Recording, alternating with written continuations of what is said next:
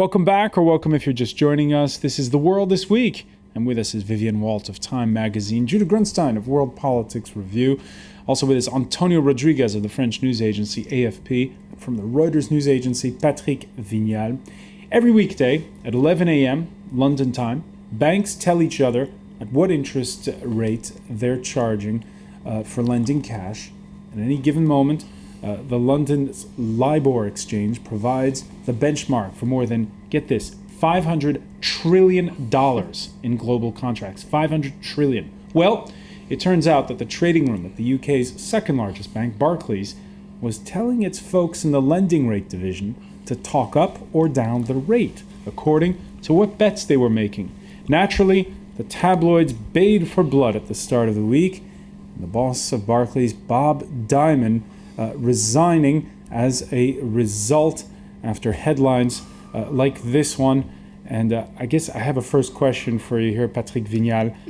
What is it with, before it was JP Morgan and it was a guy called Diamond. Here it's Bob Diamond. What is it with that? I don't think the name matters, but I mean, it's still banks, and it's always investment banking. I mean, it is the latest storm over the standards in investment banking, and it's just, I mean, traditional banking and investment banking are two separate worlds, two separate jobs, if you want, and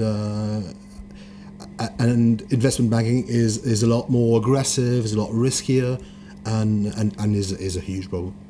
And now, this is a lot more difficult to explain in a clever conversation at a cocktail party, Judah Grunstein. But this is potentially much bigger than even the insider trading scandals we've seen so far. Yeah, I mean, the thing is getting back to this idea of the pendulum swinging. I joked earlier, I didn't think that international bankers could come up with a new way to outrage the entire world, more than they already had with the financial crisis, and each time they sort of proved that wrong. It's in fact it's a story that's been generating for a couple of years, or that's been building for a couple of years, that has gotten very little traction because it's very, very complex in terms of banking details, which very few people outside of the actual bankers themselves can understand, and also the numbers are huge, but the way in which the people are harmed, it's not like the mortgage crisis where there were predatory loans going after people that couldn't pay them back. It's very complicated. Some days the rate was exaggerated, some days it was downplayed, so it's hard to see who was hurt and how. And a lot of the people that are hurt are people that aren't necessarily homeowners or on the ground. They're also other investment banks and bankers and things like that. So all of that combined makes it this story that kind of rumbled underground for a while and all of a sudden explodes because Barclays was the first to actually just come clean and say we did it, but there's a whole list of people who are suspected, or banks that are suspected of doing the same thing, that so far haven't come clean. A lot of trust broken, and one of the aspects of this, of course, is that in 2007, 2008, Barclays did not ask for a bailout, and effectively, with this kind of maneuvering, they were able to fool everyone as to the real state of the bank at the time. Yes, but I think we have good news this week on the financial market. We have good news because Barclays has been fined by the English, British and American regulators. It's good news to know that there is regulation in the bank system right now. So that's good news. And we have almost some regulation. We demand more regulation, but it's a good point.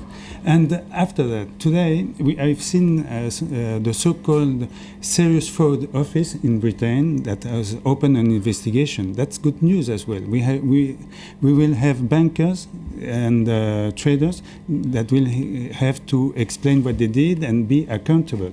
And we are expecting this since 2008, since this moment you mentioned. And we have good news in Spain as well, in my country, because this week a judge has decided to open an investigation and charge 33 executives of the bank Bankia who was about to bankrupt a month ago, and a bank which has been rescued by the European Union, the BCA, and the ECB, and the IMF. And yes, I believe something maybe is going to change in the banking system right now. Vivian Walt, you look a little dubious. I'm very dubious. I think you have to be a real optimist to see all of this as good news. It just seems like such an education for all of us, and I'm not sure I'd really go for Patrick's, Chinese wall, if you like, between the investment banking and, us regular little folks who, go to the ATM to get out cash.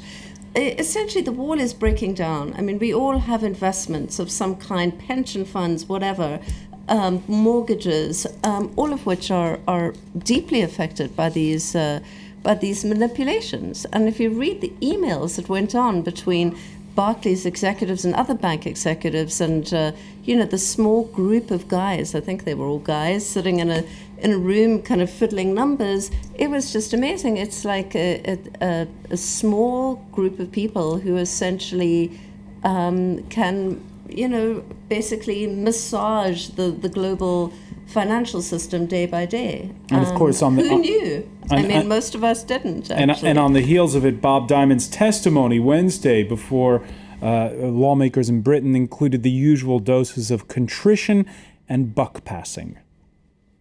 Do you live in a parallel universe to the rest of the UK? Andrea, I'm just going to say it again.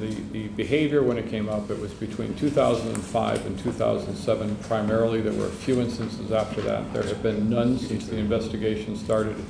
Andrea, it's wrong. It's reprehensible. Was that good TV, Patrick Vignal, watching that testimony?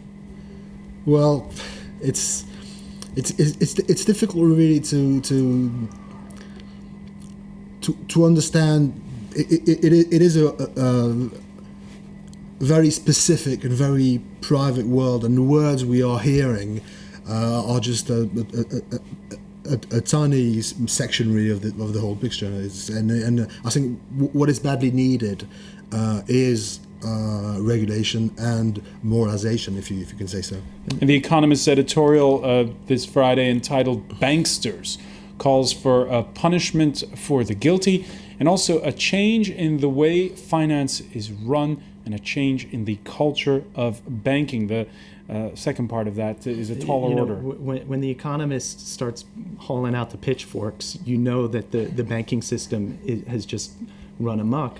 And I think that what's most shocking to people, to regular people watching this, is that for regular people, you make an investment, it goes bad, you lose. You lose your money, you lose your home, you lose your business. These are guys who are playing around with the global economy. It goes bad, and they don't suffer really any consequences. The government comes, the IMF comes, the central banks come and make up their losses. Even Diamond, he had to resign, but I don't think he's going to actually feel any pain out of his own pocket to make up for any of the fine that was paid. There's this sense that some people are not only not playing by the rules, but that there just aren't any rules at all for them, and it's very clearly, even if people can't understand the intricacies of the financing aspect, it's very clearly unfair and unjust, especially in a world where so many people are tightening their belts and feeling pain day to day in terms of what's going on. So I think that, again, this whole idea of where we are in the cycle of regulation and taxing and non-regulation and non-taxing, I think it's really going to swing back and generate some outrage. And the story may be complicated, but The Economist predicts it is going to spread because, as Judah was saying, Barclays is the only bank that's cooperated with the investigation so far. Well, insofar as people are actually reading this news, I think it must be, it must really shake people's idea of what a bank is. I mean, it's already been shaken the last few years, but,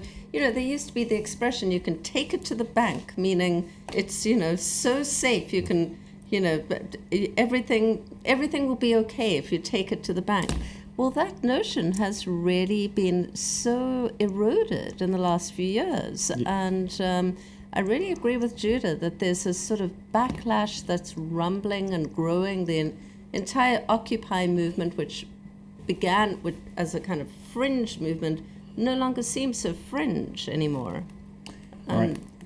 It's definitely a story we're going to follow. Before we go, we want to tell you that the week began with a new president for Mexico. Now, clearly, the war on drugs cartels waged by Mexico's outgoing president did not bear its fruits. More than 55,000 dead later, Felipe Calderon's party voted out. Instead, it's the return of the PRI, which, after ruling for most of the 20th century, seemed finished when it was chased from office 12 years ago. Here comes now the fresh-faced, carefully scripted 45-year-old Enrique Peña Nieto. He garnered 38% of the vote and promised change and to clean up Mexico. The fight against crime will continue with a new strategy to reduce violence and protect the lives of Mexicans.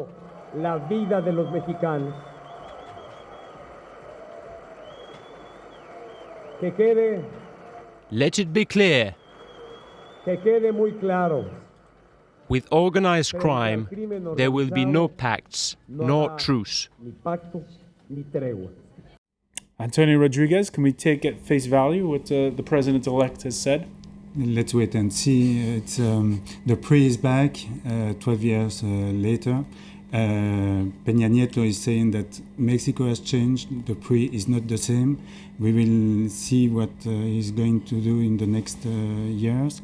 And what we have seen is that, again, like in 2006, López Obrador, the leftist candidate, is saying that this election was fraudulent. It's really a pity for a country like Mexico. In 2000, when the PRI was defeated, after ruling over 71 years, the country, we expected Mexico to become a real democracy. And in 2006, we had López Obrador saying that he won the election and he lost just for less than 1%.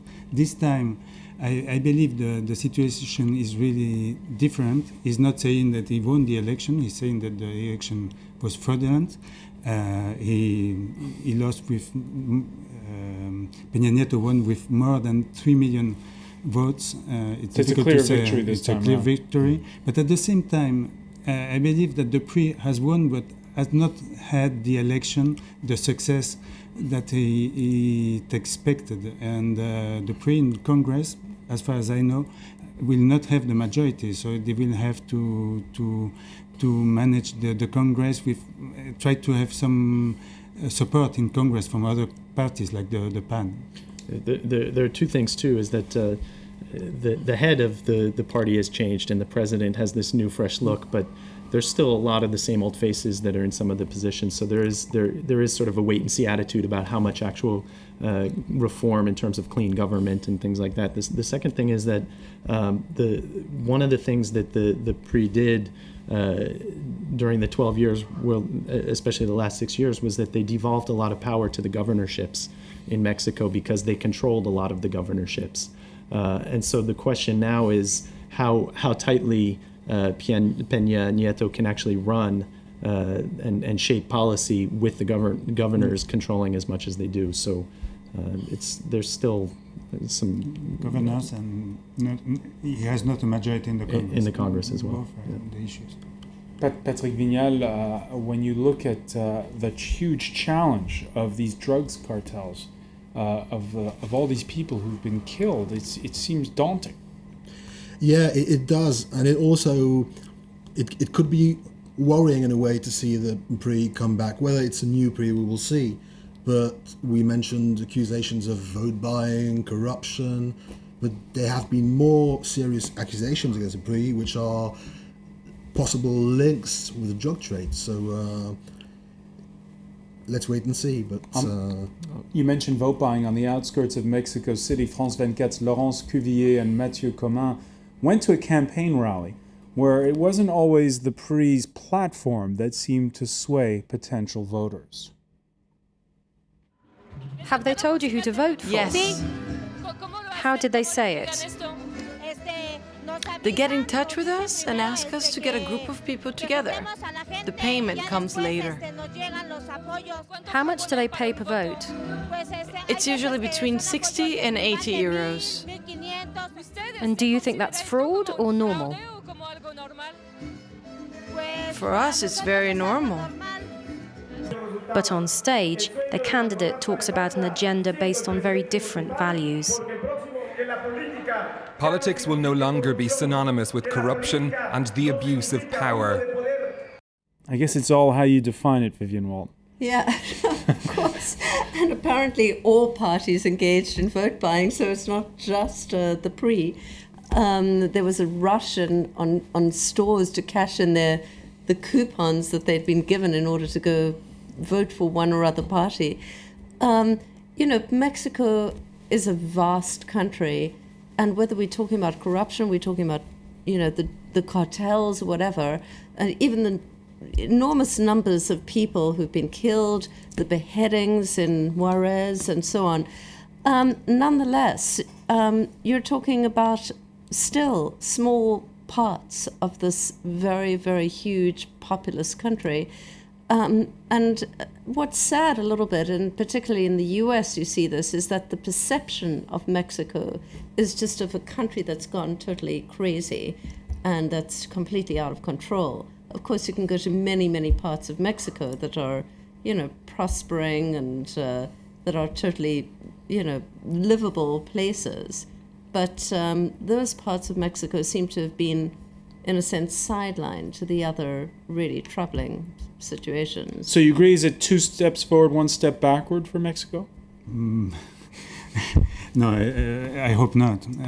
What to point out is that the Mexicans, how they feel there's a drug trafficking problem in their country. They have the perception that they are a collateral damage on the war against drugs, because they are not a producer country. The cocaine comes from the Andean country and goes north through Mexico to the consumers in the United States. It just transit. It just transits. And that's why I hope the cooperation with the United States will be, they will cooperate hand in hand in the next years, because it's really important not to just to fight against the drug traffickers. It's important for Mexican to fight against armed trafficking, because I read, and the figure is amazing, 70% of the weapons found in Mexico are originally from the United States. From the United States. So don't isolate Mexico in trying to find the solution. Antonio Rodriguez, I want to thank you. I want to thank Vivian Walt, Judah Grunstein,